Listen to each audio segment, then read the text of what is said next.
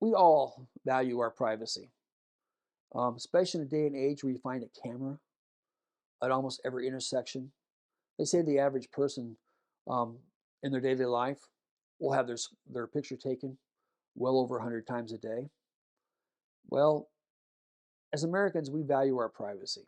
And the federal government's put a lot of rules in there for privacy.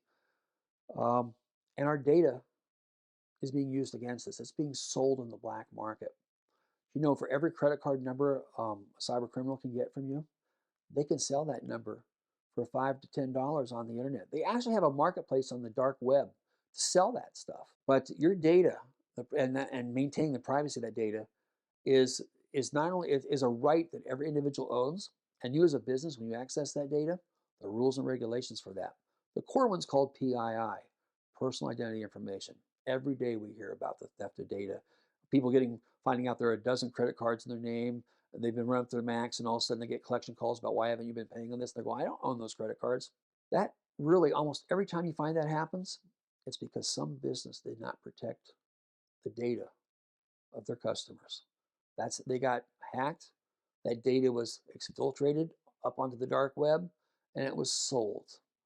And it's a plan. And I'm just going to say it this way: cybersecurity is a responsibility of everybody, but businesses, it's on you. You can be fined, you can be litigated. The costs are enormous. And by the way, those costs and that liability doesn't stop for your company. So you're a corporation. And you think, is it, well, I own the business, I'll just bankrupt the business, close the doors. Sorry. The government's now they're going after the C-suite. They're going after the CEO, the CFO, they're going after the CIO. You have a responsibility.